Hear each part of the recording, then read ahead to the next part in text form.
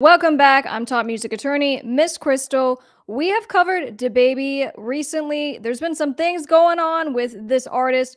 One of the topics that we had covered had to do with the fact that he had shot a trespasser, I should say, coming onto his property, who had scaled the wall to his property, despite there being literal signs saying there are dogs on the property, there are guns and shovels, do not trespass.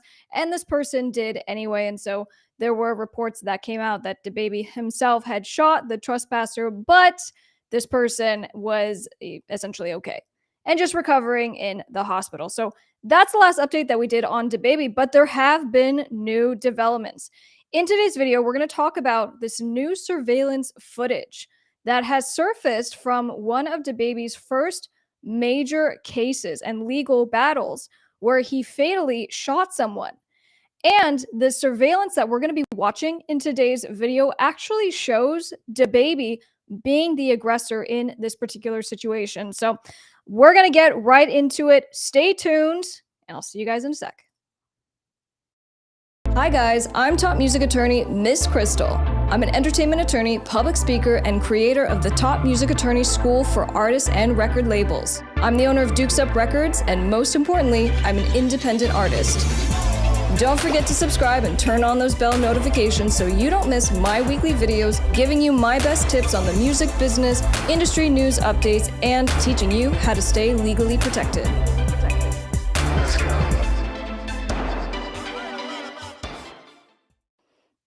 All right, here we go. So we have a couple legal issues that we're going to be addressing in today's video. One is, of course, self-defense. So DaBaby had claimed in his trial that this had been a case of self-defense. He was there. His child was there. I think members of his family, it looked like some of his friends from the video that we're going to be watching were also there. So the basis of what he did, right, and why he's not in jail serving many years for killing someone was based on his self-defense claims. And that's why this footage potentially could be relevant. Will it impact things if, in fact, DaBaby was the one who was the aggressor and kind of put all of this into motion? So what I'm going to do is I'm going to kind of reference a TMZ article. So like I had said, this is one of the first major cases that DaBaby has had to deal with. Now, DaBaby has been involved in many altercations, many fights, but this one, of course, it actually ended in a fatality. So Rolling Stone was the publisher of this footage that we're going to watch, and it happened in a Walmart in 2018. Okay, so what we're going to do is we're going to talk about the players in this footage. And specifically, the person who ends up getting shot is Jaylin Craig, who was a 19-year-old at this point in 2018. So let's go over to this footage real quick, which again was published by Rolling Stone. I'm going to pull it in. Thank you, that ORKO, our show producer. All right, here we go. All right, so in the blue hoodie, this is Henry Douglas, and we see DaBaby. And he is, again, being the aggressor. And I know that the footage is about to switch, but there are many spectators. And we see now from the angle at the very bottom right there, you see the two men going at it. And right there is Jaylin Craig. Jaylin Craig is the 19-year-old. And we see he is still kind of on the outskirts of what's happening. And now we're back to this other angle. And we see now there's the weapon in DaBaby's hand.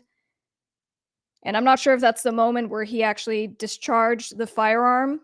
It may have been, but obviously we did in fact see the weapon. Okay. So going back to when we first started here, and we have Henry Douglas, something had happened. We see DaBaby attacking Henry.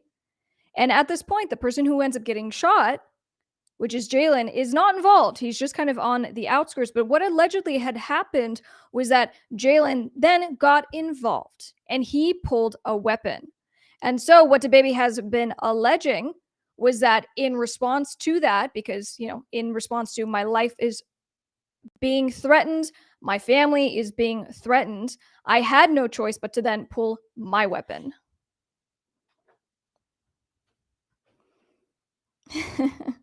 All right, let's go ahead and close this. All right, so what we're going to do is give some legal analysis now in regards to, was this still self defense, and could the prosecutors bring claims now against DaBaby? Was he telling the truth? Was this again self defense? All right, there we go. All right, so when it comes to the claim of self defense, we have talked about this, and we did in that last clip that we had posted in regards to the person who was trespassing on DaBaby's property. You have the right to defend your property, even if that ultimately ends in, let's say, a fatality. If DaBaby had shot this person and it ended up in a loss of life. Now, that's not what happened in that particular situation, and the person is okay, luckily. But the same defense is happening in this case. So DaBaby is alleging I had absolutely no choice, but does it matter that he was the one that provoked the chain of events that led to then shooting Jaylin Craig? And, each state is different, but typically, if you are the person that puts into motion because you commit, let's say, a crime, if ultimately there is some kind of issue that arises from that original crime that you had committed, sometimes you cannot claim self defense. So, for example, if Jaylin Craig had been the person that had started some kind of altercation and got into it physically, and then he's pulling his weapon, there's just simply, no question about it, right? For DaBaby to then defend himself, to defend the people that are with him, and then he does have that self defense claim. But going back to what was happening prior to just that first moment that we saw, right? Where DaBaby was tackling Henry or attempting to tackle him.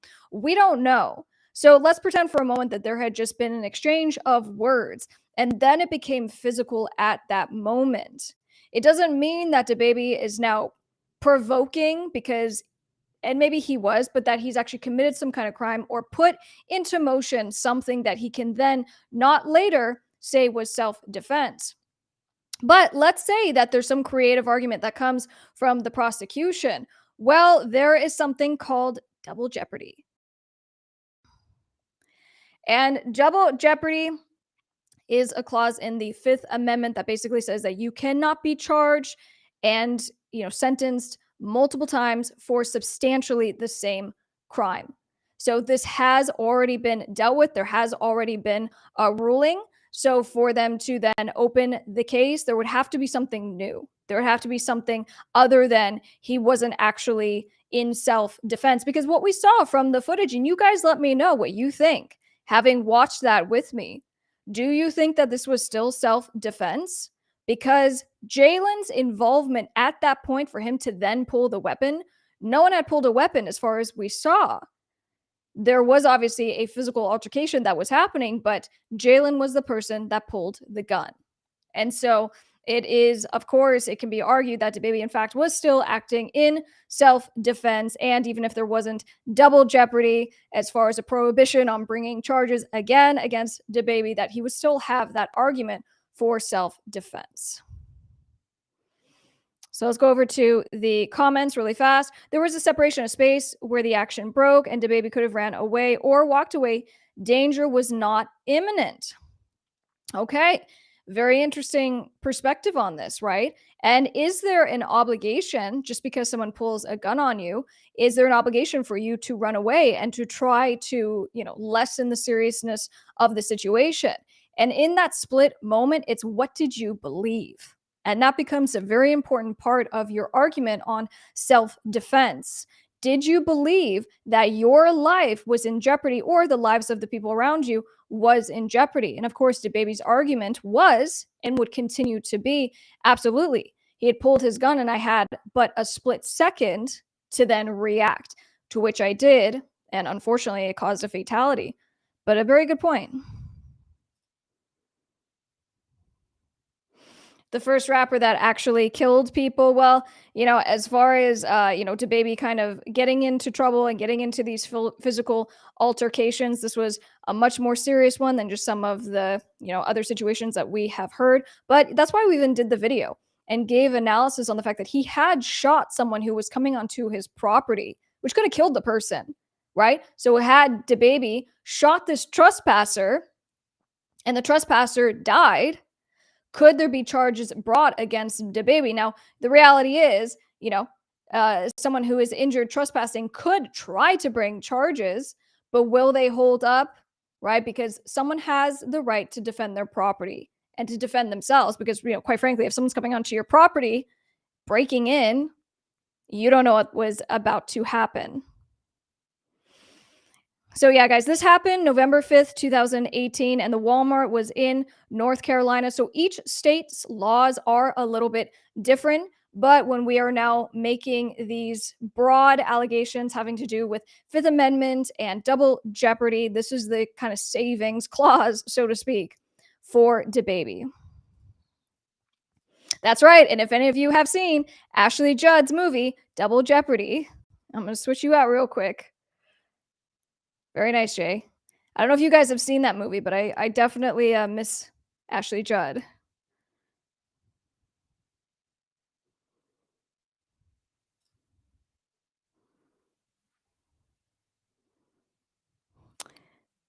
I'm fighting for some real estate down there with that ORKO, my show producer. I'm trying to get into your questions. Guys, I'm gonna have to deal with him after this. Jay, thank you very much for checking in. Guys, we want to do these quick stories to kind of hit it. So what did you think? Is this self-defense? If you're watching this later, be sure to drop a comment down below and let me know what you think. Let's do another comment. Just remember, DaBaby comes from a different kind of world than a lot of people. He's going to stand up for his family. Hey, I think a lot of people would have a similar perspective of not just, where you're from and what's the culture, but like, who wouldn't? Now, the question is, what was DaBaby's involvement to provocate and to provoke this situation? And could he have done something to prevent it from happening? But in the critical moment that we're looking at of when, Mr. Craig had pulled a weapon, did DaBaby reasonably believe that his life and the lives of the people around him were potentially in danger? And so he had no choice but to discharge his weapon.